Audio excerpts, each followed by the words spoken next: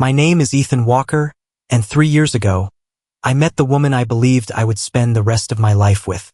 You're staring at me again, Chloe Bennett said with a smile. I can't help it. You say that every time. Because it's true every time. She laughed and squeezed my hand across the table. Moments like that made me certain she was the one. 3 years together. 3 years of memories, plans, and promises. I already knew how I wanted to propose.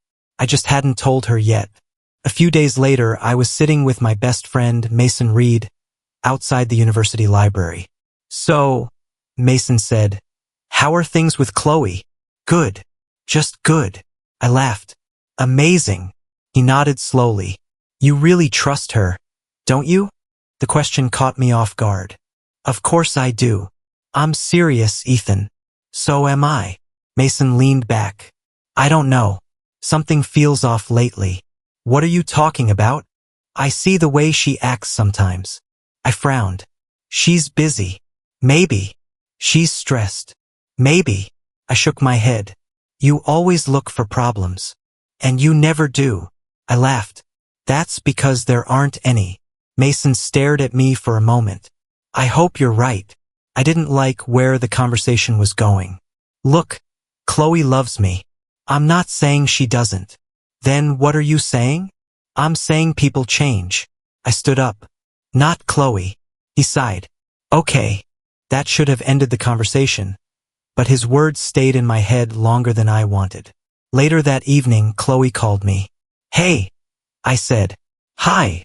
Her voice sounded tired. Long day. You have no idea. Still working on that project? Yeah. The one with Professor Harris?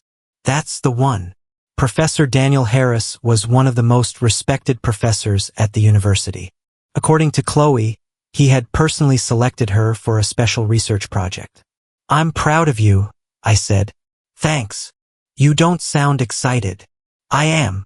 Then what's wrong? There was a pause. Nothing. I knew her well enough to know that answer wasn't true. Chloe, I'm just exhausted. Are you sleeping enough? She laughed softly. No. Then start. Easy for you to say. I worry about you. I know. Another pause followed. I love you, I said. I love you too. But something felt different. Not wrong. Just different. Over the next few weeks, our conversations became shorter. Sometimes she didn't answer my messages for hours. Sometimes she canceled plans. Whenever I asked about it, she gave the same answer. I'm busy. One afternoon, I found her sitting alone outside the science building. Hey, she looked up. Oh, hi. You okay? Yeah. You don't seem okay. She forced a smile. I'm fine. He sat beside her. You can tell me if something's bothering you. It's just school. Just school. And the project. I nodded. Professor Harris working you too hard? You could say that. I tried to lighten the mood. Want me to rescue you? She laughed. Tempting. There it is. What? Your real smile. For a second, she looked like the Chloe I knew. Then the expression disappeared. I felt a strange ache in my chest. A week later, she asked me to meet her near campus. The moment I arrived, I knew something was on her mind. What's up? I asked. She looked nervous. I need to tell you something. My stomach tightened. What is it? She looked away before answering. Professor Harris and I have to finish a major part of the project. Okay. It'll take all night. I blinked. All night? Yes. On campus. Not exactly. What does that mean? We'll be working at a conference site outside the city. The answer didn't sit right with me. Just you and him? For most of it. I hesitated. That's a little unusual. I know. Are you comfortable with it? Not really. Then say no. I can't. Why not? Because this project could change my future. I wanted to argue. Instead, I looked into her eyes. I trust you. Her expression softened. Thank you. When do you leave? Tomorrow evening. I forced a smile. You'll do great. She wrapped her arms around me. For a moment, everything felt normal again. The next evening, I stood beside her car. I'll call you when I can, she said. Okay. I love you. I love you too. She got into the car and drove away. I watched the taillights disappear into the darkness.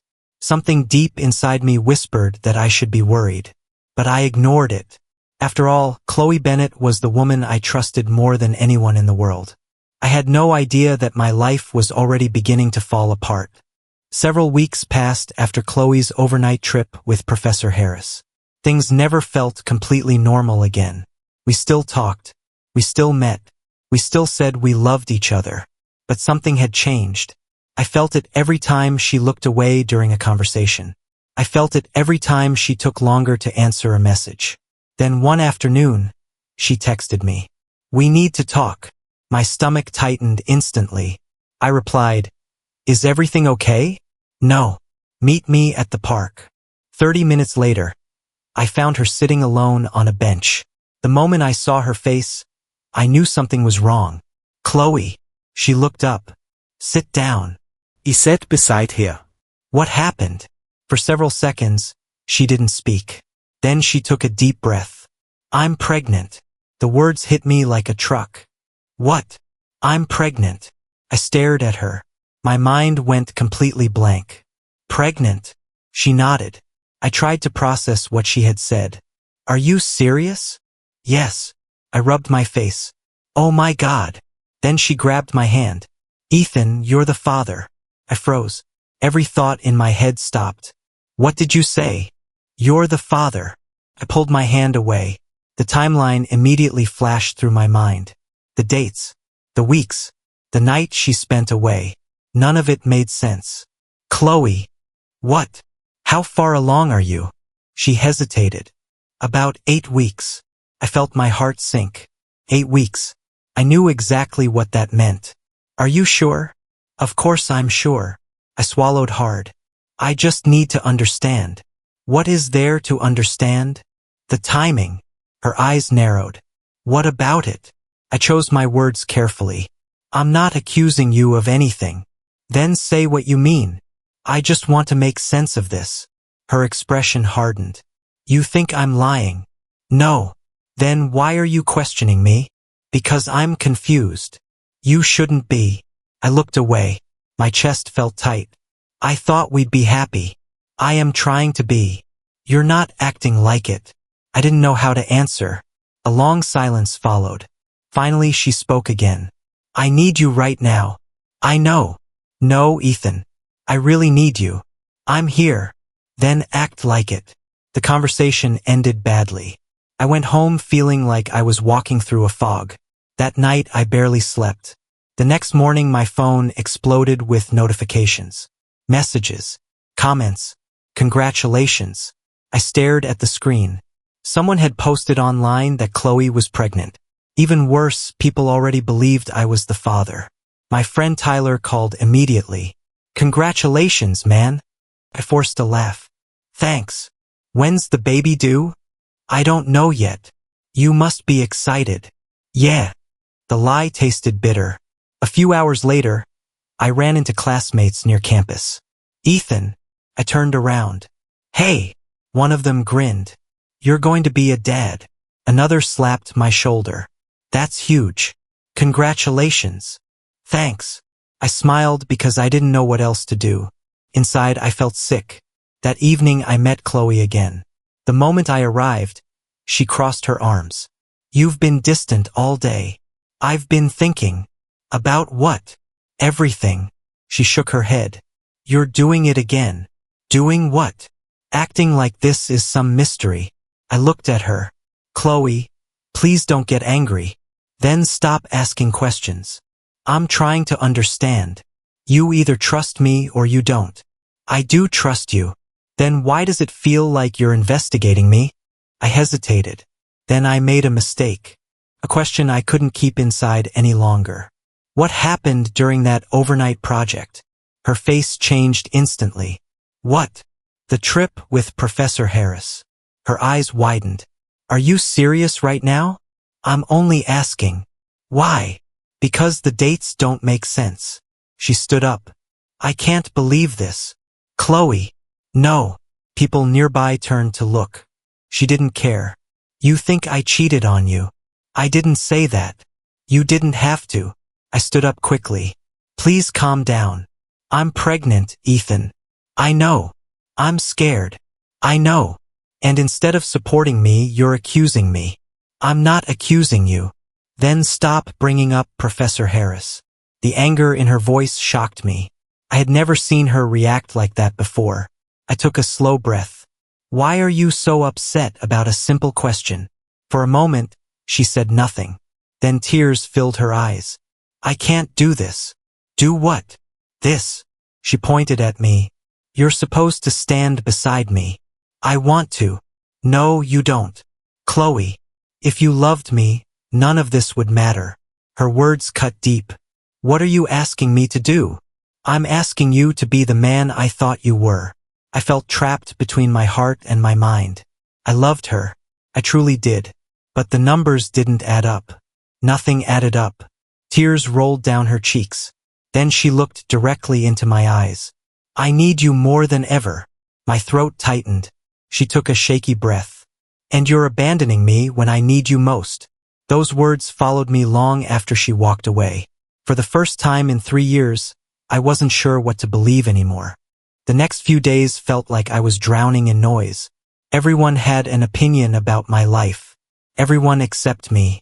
My phone wouldn't stop buzzing. Ethan, is it true? You're going to be a father, right? Congrats, man, Chloe is lucky. I stared at the screen and whispered, I don't even know what's true anymore. My sister Sarah called that night. Ethan, pick up. I answered slowly. Yeah. I saw the posts. They're everywhere. Are you okay? I don't know. A pause. You don't sound like yourself. I don't feel like myself. Sarah's voice softened. Then find out the truth. There is no truth. There is always truth. I rubbed my face. What do you want me to do? Stop guessing. Start asking the hard questions. I stayed quiet. She continued. If something feels wrong, it usually is. That's what Mason says too. Then maybe they're both right. After the call ended, I sat in silence for a long time. The next day, I met Mason outside campus. You look like you haven't slept, he said. I haven't. He studied me. Chloe again? Yeah. What's going on? I hesitated. She says I'm the father. Mason exhaled sharply. And you believe her? I don't know what I believe. He leaned closer. Then find out. I tried asking questions. It always ends in a fight. Because you're avoiding the real one. What real one? DNA. I froze. Mason continued. After the baby is born, get a test. I can't just demand that. Why not? Because it sounds like I don't trust her. Do you? I didn't answer. That silence said everything. Later that week, I finally brought it up to Chloe. We were sitting in her room. She was scrolling on her phone when I said, we need to talk. She didn't look up. About what? The baby. That got her attention. She put the phone down. What about it? I took a breath. After the birth, I think we should do a DNA test. The room went still. Then she laughed once. You're joking. I'm serious. Her smile disappeared. No, it's just to be sure. Sure of what? I hesitated. Everything. She stood up. So you think I'm lying? I didn't say that. You didn't have to. I tried to stay calm. Chloe, please listen. No, you listen. Her voice rose. I'm carrying your child. I know. And you want to test me like I'm some stranger? That's not what I meant. Then what did you mean? I just want clarity. Her eyes filled with tears instantly. Clarity? After everything. I'm confused. About me. About the timing. She stepped back like I had hit her. Wow. Chloe, you don't trust me. That's not fair. It's the truth. I reached for her hand. Please don't do this. She pulled away. You're questioning my character. I'm questioning the situation. There is no situation. There are missing pieces. Her voice cracked. Get out. I froze. What? Get out of my room. Chloe, calm down. Get out. I left. My chest felt heavy the entire walk back. The next day, Mason met me again. I heard you talk to her, he said. Yeah. How did it go? Bad. He nodded. Expected. Meanwhile, rumors were spreading faster than ever. Campus group chats were full of my name. Ethan's going to be a dad. Lucky guy. Chloe and Ethan are perfect. But none of it felt real. Then Mason leaned in. I've been looking into Harris. I looked up. Why? Because something doesn't add up. What did you find? He's not clean. What do you mean? Past complaints. Nothing official, but there are patterns. My stomach tightened. That evening, I found Chloe near the library. She looked tired. Hey, I said. She didn't smile. Hi. I just wanted to talk. I don't want to argue. I'm not here to argue. She sighed. Then what? Before I could answer, a girl walked toward us. Chloe. We both turned. It was Emily Brooks. She looked nervous the moment she saw me. Hi, she said quietly. Chloe frowned. Emily? Emily hesitated. Can I talk to you alone? Chloe looked at me. Wait here. They walked a few steps away. I couldn't hear everything, but I caught fragments. That night, you stayed. It wasn't right. Chloe's face tightened. No, she said sharply. Emily lowered her eyes. I just think he deserves to know. Stop. Emily looked scared now. I didn't mean. Forget it. Emily turned slightly toward me. For a second, it looked like she wanted to say something. Something important. Her lips parted. But then she shook her head quickly. I can't. Chloe grabbed her arm. Let's go. Emily looked back at me one last time. Her eyes were full of something I didn't understand. Fear. Guilt. Maybe truth. Then she walked away without saying another word.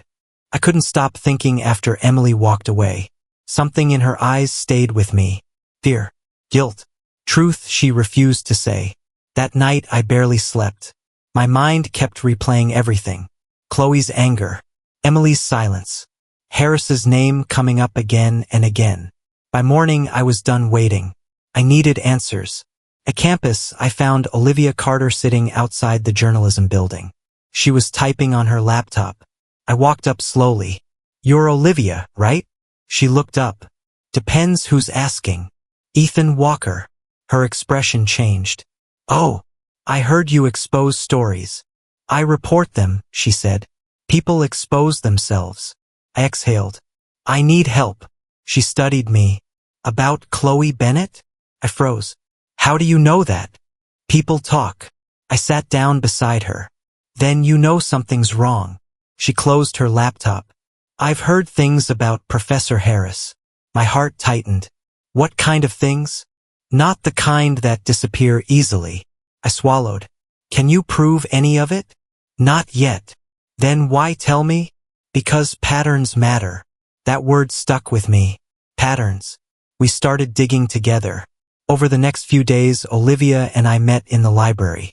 Every conversation felt heavier than the last.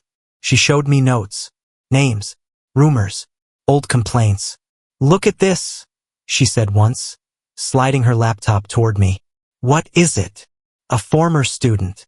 I read the message. Changed grades. Private meetings. Pressure. My hands went cold. This is real. Too consistent to be random. I leaned back. Why isn't this public? Because people are scared of him. I whispered. Including Chloe? Olivia didn't answer immediately. That's what we need to find out. Meanwhile, Mason kept checking on me. You look worse every day, he said. I feel worse. Any progress? I hesitated. Maybe. He frowned. That doesn't sound good. It's complicated. It always is. Then one evening, Olivia leaned in.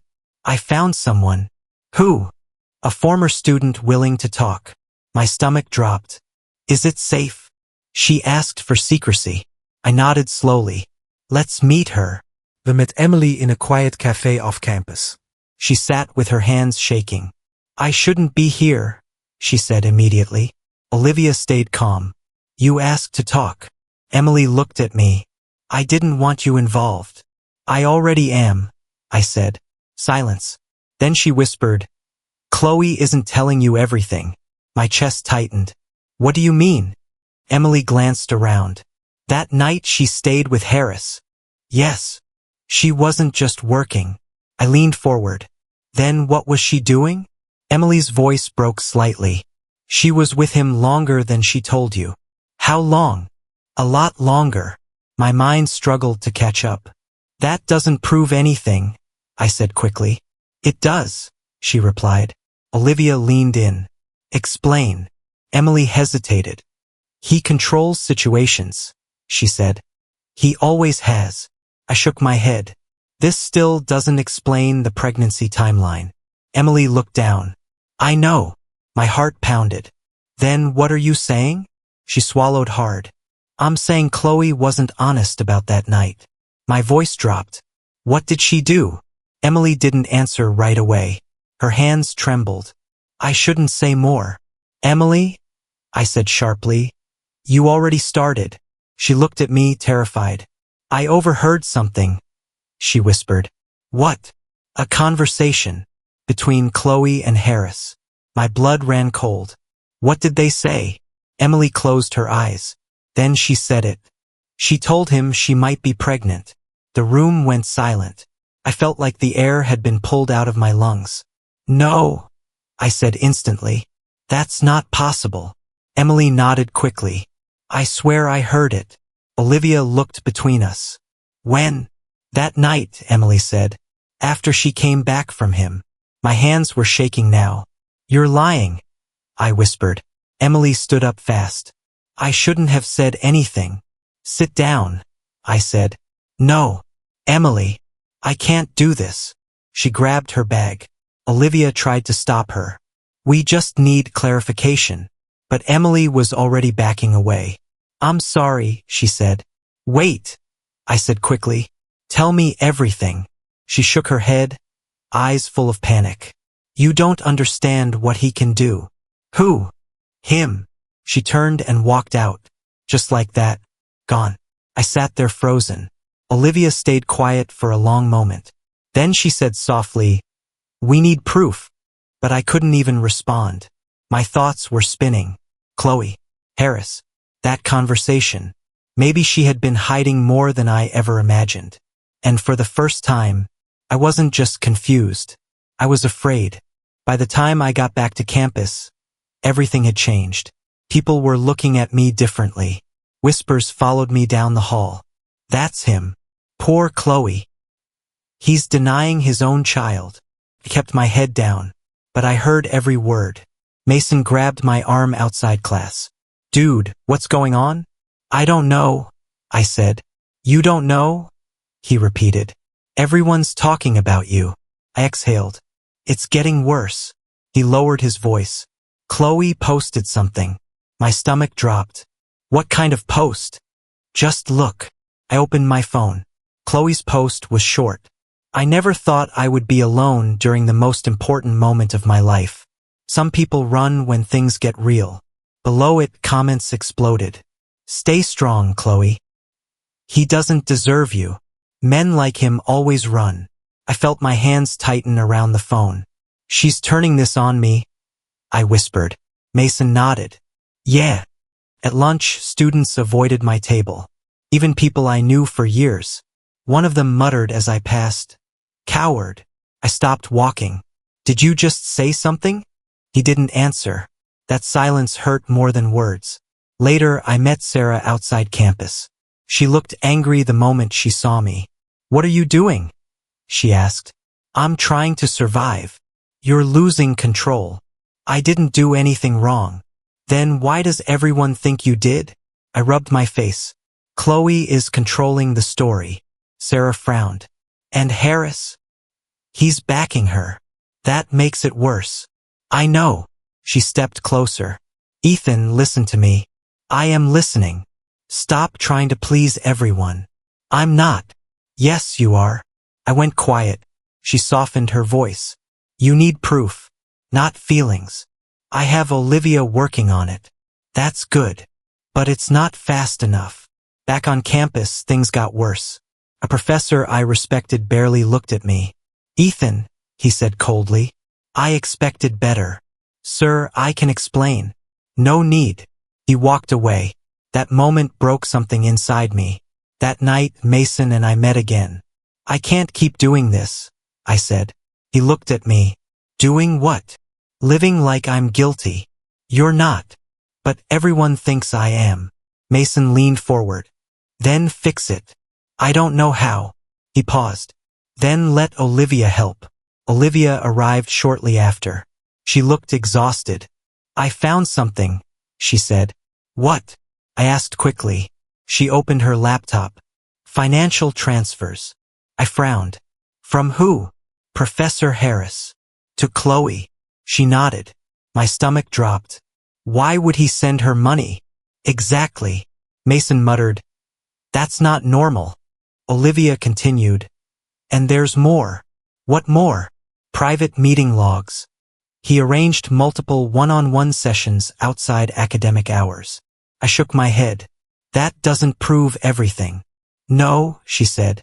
"But it builds pressure." Then my phone vibrated again. Another Chloe post. This time worse.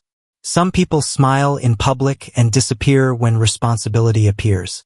I wish I had known who I was trusting." Comments flooded in instantly. "She deserves better." "He should be ashamed." I stood up suddenly. "I can't breathe here." Mason followed me. "Ethan, wait." But I kept walking. That night felt endless. Messages kept coming. Unknown numbers. Insults. Accusations. I sat alone in my room, staring at the ceiling, thinking about everything I had lost. My reputation, my peace, my relationship, even my identity. Sarah called. "Are you okay?" she asked. "No. Come home if you need to." "I can't run." "That's not running." "It feels like it." Silence. Then she said, "Don't let them break you." After the call, I opened Chloe's post again. I stared at it for a long time. Then I whispered, "Why are you doing this to me?" The next morning, things reached their peak. A campus group chat leaked a screenshot. Chloe's message, directly naming me. "He refused responsibility and abandoned me." That was it. Everyone turned fully against me. Even people who once defended me stopped speaking. I stood outside the library, surrounded by silence. Mason walked up slowly. "Are you okay?" I laughed once. "It's over." "It's not over," he said. I shook my head. "They've already decided." Olivia joined us. "You don't fight this emotionally anymore," she said. I looked at her. "What do I do then?" She replied firmly, "You fight with facts." For a moment I said nothing. Everything inside me felt heavy. Then something changed. Not anger. Not sadness. Clarity. I looked at Mason. I looked at Olivia. And I said quietly, "Then that's what I'll do." Mason nodded. "Good." Because from that moment, I stopped trying to be believed and started preparing to prove everything. I felt everything shifting when Olivia called me that morning. Her voice sounded urgent, almost excited. I said, "What did you find?" Olivia replied, "I have messages, photos, and statements connecting Chloe and Harris." My heart sank immediately. "Are you sure?" I asked. "Yes," she said. "It is worse than you think." We met later with Detective James Turner. He looked at me seriously. "This is becoming a formal investigation," he said. "Chloe started calling me repeatedly." "Ignore her," Olivia told me. But I could not. When I answered, Chloe was crying. "Ethan, please listen to me," she said. "I cannot do this anymore," I replied. "You are destroying me," she said. I paused, feeling something break inside me. "You are destroying yourself," I said quietly. Silence followed for a long moment. Emily finally agreed to meet us. She looked terrified when she arrived. "I cannot stay silent anymore," she whispered. "What did you hear?" I asked. Her hands shook as she spoke. "Chloe and Harris spoke about the pregnancy," she said. My blood turned cold instantly. Detective Turner wrote everything down carefully. Harris began distancing himself from Chloe. Olivia whispered, "He is trying to protect himself." Chloe confronted me in the hallway. "You are ruining my life," she shouted. "I am only seeking truth," I said. She grabbed my arm tightly.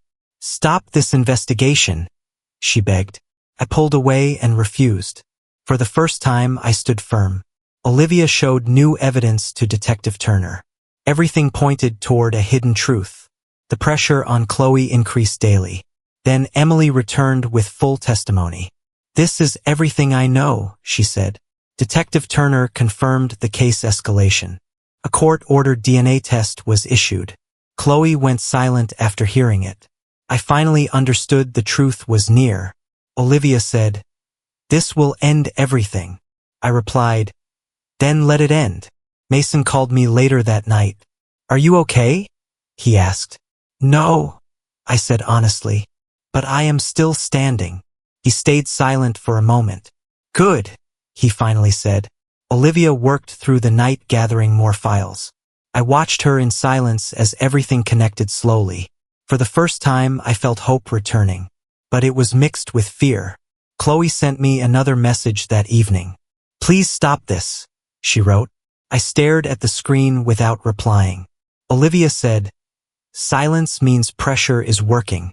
I nodded slowly, understanding what she meant. Detective Turner scheduled a formal hearing. Everyone involved was now under scrutiny. Chloe stopped attending classes entirely. Harris reduced all contact immediately. Olivia whispered, "He is distancing himself fast." Emily agreed to testify officially in court. My heart pounded when I heard it. "This changes everything," I said quietly. Olivia replied, "This reveals everything." The investigation reached a critical point. Chloe tried calling me again repeatedly. I did not answer this time. Instead, I focused on the evidence stack. Mason said, "You are finally fighting back." I replied, "I should have done this earlier." Olivia closed her laptop and looked at me. "Now we wait for the truth to surface." The next morning felt heavier than the last. I walked through campus without speaking to anyone. People no longer whispered, they just stared.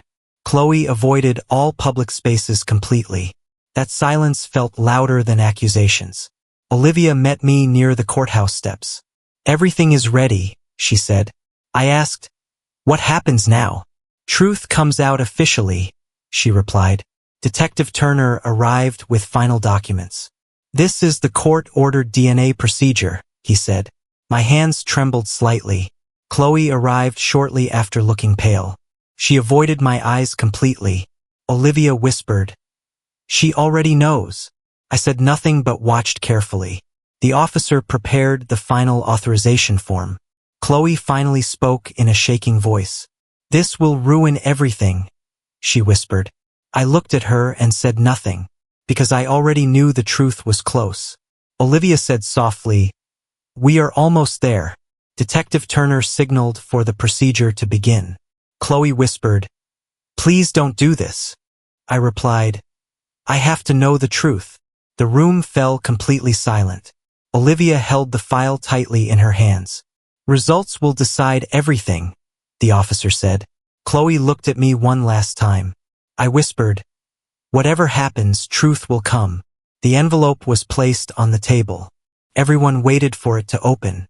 And in that moment, everything stopped. I could hear my heartbeat in my ears. Olivia leaned closer and said, "No matter what happens, stay strong." Mason stood behind me without saying a word. Chloe's hands shook as she stared at the envelope. Detective Turner said, "This is the final step."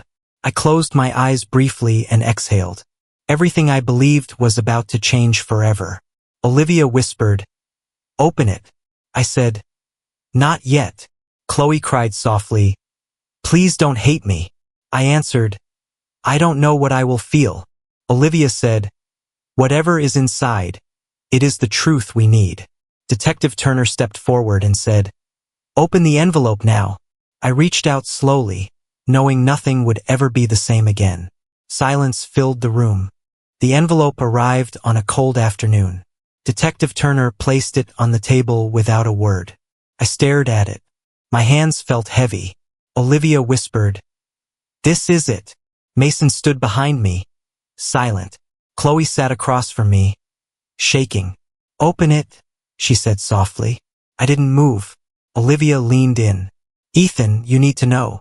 "I know," I said, "but I'm afraid of what I'll feel." Detective Turner replied, "Truth doesn't wait for comfort." Slowly, I opened the envelope. The room felt smaller. My eyes scanned the paper. Then everything stopped. "I'm not the father," I whispered. No one spoke. Chloe gasped. "No." I read it again. Same result. Same truth. I leaned back in my chair. A strange silence filled my head. Relief came first. Then something heavier. Loss. Everything I built in my mind collapsed. Mason finally spoke. "Ethan." I raised my hand. "Don't." My voice cracked. "Just don't." Chloe started crying. "I didn't know," she said quickly. Olivia turned sharply. "You didn't know?" Chloe shook her head. "I thought." "Thought what?" I interrupted. "That it could still be you." My chest tightened. "So you weren't sure?" I said quietly. She froze. Detective Turner stepped forward. "This needs clarity." I looked at Chloe. "You let me carry this," I said. Tears streamed down her face. "I was scared." "Scared of what?" I asked. "Losing you." Silence hit the room again. I laughed once, bitterly. "So you used me instead?" "No," she cried. "That's not what I meant." Olivia spoke coldly. "But that's what happened." Chloe turned toward me. "Ethan, please understand me." "I tried," I said. "I really tried." My voice broke slightly. "But you let me become the father in everyone's eyes." She lowered her head. "I didn't stop it," she admitted. Those words hurt more than the result. Mason muttered, "This is insane." Detective Turner closed his file. "The case is now clear." I stood up slowly. My legs felt unsteady. Outside the building, whispers had already started. News travels fast. Too fast. By evening, everything exploded. Social media posts changed instantly. "The truth is out. He wasn't the father." Chloe lied. People who once attacked me started messaging apologies. "I'm sorry, Ethan. We judged you wrong." But it didn't feel like victory. It felt empty. Olivia walked beside me later. "Are you okay?" she asked. "I don't know," I said honestly. "That's normal." I gave everything to her. She nodded slowly. "I know." Meanwhile, Harris disappeared from campus. Rumors spread fast. Financial records, secret meetings, complaints from other students. His name became a headline overnight. Mason said, "He's done." I didn't respond, because my focus wasn't him. It was her. That night, Chloe asked to meet me. I almost didn't go, but I did. She was waiting alone. Her eyes were red. "I lost everything," she said immediately. I stayed silent. "I didn't mean for it to go this far." I looked at her. "You let it go this far." She stepped forward. "I was scared." "So was I said quietly. "But I didn't lie." That hit her hard. She shook her head. "I thought I was protecting myself. You destroyed both of us." Her voice broke. "Do you hate me?" I hesitated. Then I said, "No." She looked confused. "But I don't trust you anymore." Those words broke her completely. "I'm sorry," she whispered. I nodded once. "I know." Silence stretched between us. Then Olivia's words came back in my mind. "Truth comes out. It always does." Chloe wiped her tears. "I lost everyone," she said softly. I looked at her one last time, and for the first time, I didn't feel like I belonged to her story anymore. The news about Harris spread fast across campus. Faster than anything I had ever seen. Olivia showed me the headlines. "University launches full disciplinary action," she said. I stared at the screen. "So it's really happening," I said. Mason nodded. "It's over for him." Over the next few days, more students came forward. Stories I had never heard before. voices that had been silent for years. Olivia said quietly, "It was never just Chloe." I didn't respond, because I didn't know how. Harris disappeared from public view. His name stopped being respected. Then it stopped being mentioned at all. Just like that, gone. Chloe wasn't spared either. People avoided her in hallways. Friends stopped replying to her messages. Even her closest circle faded away. Mason said, "She's paying for it now." I looked at him. "That doesn't feel good." He frowned. "It should, but it didn't." One afternoon, Chloe's father asked to meet me. Robert Bennett looked older than I remembered. He didn't waste time. "I tried to protect her," he said. I replied, "From what?" "From herself." That answer stayed in the air. He exhaled heavily. "She made mistakes." "She did," I said. He looked down. "But I never thought it would destroy her like this." I stayed quiet. He continued, "People think money fixes everything. It doesn't." I nodded slowly. "You hate her?" he asked. I hesitated. "No," I said honestly. "But I don't recognize her anymore." That seemed to hit him harder than anything else. He whispered, "Neither do I." After he left, I sat alone for a long time. Olivia found me later. "You're quiet," she said. "I'm tired of noise." She sat beside me. "That's fair. I thought I wanted revenge," I admitted. "And now, it doesn't feel like anything." She nodded. "That means you're healing." I looked at her. "Or I'm just empty." "Both can be true." Mason joined us later. "You've been different," he said. "Different how?" "Calmer." I shrugged. "There's nothing left to fight." He smirked slightly. "That's not like you." "I don't think I'm that guy anymore." Days passed like that. Quiet, strange, heavy. Chloe tried reaching me once. I didn't answer. Not out of anger, but out of distance. One evening, Olivia showed me something unexpected. "A recommendation letter," she said. "For what?" "A research internship." I laughed once. "Me?" She nodded. "You've earned it." Mason leaned over. "That's big." I stared at the paper. "I don't know if I can start over," I said. Olivia replied, "You already are." That stuck with me. Start over. Not revenge. Not pain. Just forward. That night, I walked alone across campus. The same places that once felt heavy now felt quiet. Not empty. Just calm. My phone buzzed. Unknown number. I almost ignored it. But I answered. A voice said, "Is this Ethan Walker?" "Yes. We'd like to offer you a position in our engineering research program." I stopped walking. "For real?" I asked. "Yes." I looked up at the sky. For the first time in a long time, I didn't feel like I was falling. "I accept," he sighed. The call ended. I stood there for a moment. Mason texted me, "You good?" I replied, "Yeah, I think I am." Olivia later said, "That's your new beginning." I nodded slowly. Maybe karma didn't knock twice. Maybe it just cleared the path. And finally, I was ready to walk it. Months passed, and my life didn't just change. It rebuilt itself. I woke up one morning and realized I wasn't drowning anymore. I was living. At the research program, my supervisor smiled. "Ethan, your work is improving fast." I replied, "I finally feel like I can breathe again." Mason visited one afternoon. "You look different," he said. "Better or worse?" "Better." I laughed. "I think so too."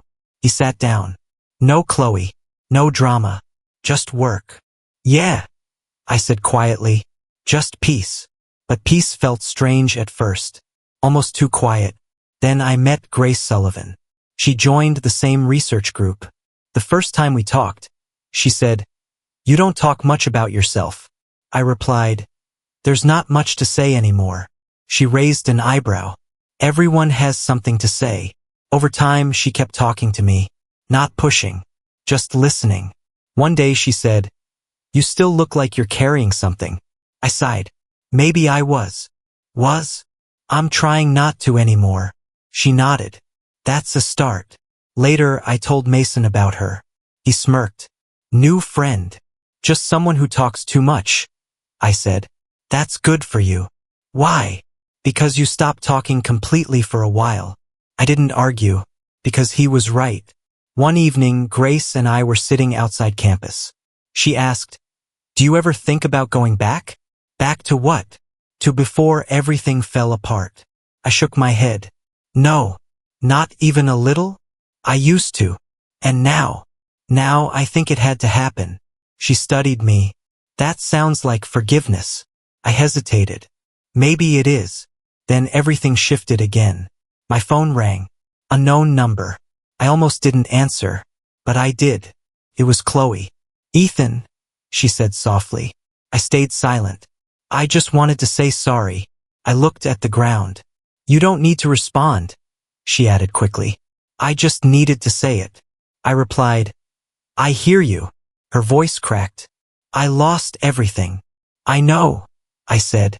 I never meant for it to go that far. I closed my eyes. I believe you. Silence. Then she whispered, Do you hate me? I paused. No, I said finally. But I can't go back. She cried quietly on the other end. I understand, she said. And then the call ended. Grace looked at me. Was that her? Yes. What did she want? Closure. And you gave it? I think so. She nodded slowly. How do you feel? I thought about it. Lighter, I said, but also distant, like something inside me had finally been set down. That night I walked alone again. Same streets, different mind. No anger following me anymore. Just memory. Mason texted, You good now? I replied, Yeah, I think I finally am. Grace later said, People don't forget pain.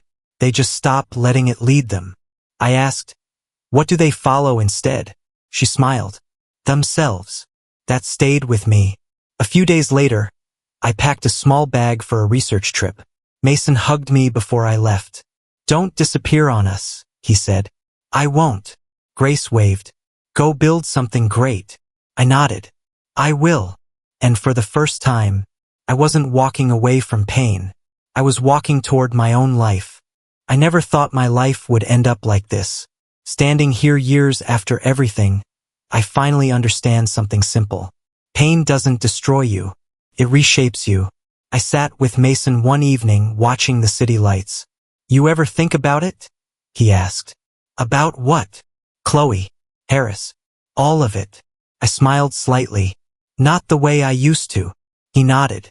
That means you're free. I think I am, I said. Sarah called me later that night.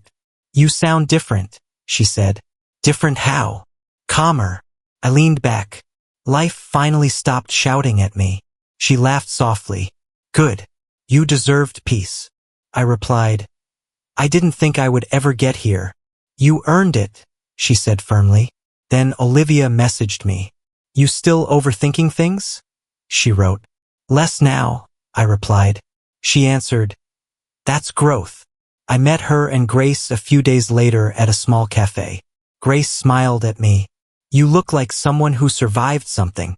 I did, I said. She asked, Do you regret anything? I thought for a moment. No, I said. I regret who I became during it, but not the lessons. Olivia leaned forward. That's honest. Mason joined us later and laughed. Look at this group. We're basically your recovery team. I shook my head. You all kept me from falling apart. Grace looked at me gently. No, you did that yourself. That stayed with me longer than anything else. Later that night, I walked alone again. Same streets, different mind. I remembered everything. The love I thought was real. The lies I couldn't see. The moment everything broke. But it didn't hurt the same way anymore. Felt like history, not life. My phone buzzed. A message from an unknown number. It was Chloe. I hope you're happy now, she wrote. I stared at it for a long time. Then I typed back. I am not happy because of what happened. I am happy because I survived it. I didn't get a reply, and I didn't expect one. Sarah called again the next day. You ever miss her? She asked. I thought honestly. No, I said. I miss who I thought she was. That's different, she said. Exactly, I replied. Olivia later said something I never forgot. Truth doesn't always free you. Sometimes it just clears the path so you can walk forward. I asked, and what do you do after that? She smiled. You build something better. Mason and I stood on a rooftop weeks later. Wind hit my face. He said, so this is it? What is? Your new life. I looked out at everything ahead of me. Yeah, I said quietly. I think it is. He smirked. Not bad for a guy who almost lost everything. I laughed once. Yeah, I almost did. Then I got serious. But I didn't. He nodded. Because you changed. I had to. Silence settled between us. Peaceful this time. Not empty, just real. And I finally said what I never could before. I used to think revenge was the end of pain. Mason looked at me. And now I know better. He waited. I continued. The greatest revenge was never destroying the people who hurt me. I paused, feeling the truth settle inside me. It was becoming someone they could never break again. The wind carried those words away, but I knew they would stay with me forever, because I wasn't that broken man anymore. I was the man I chose to become.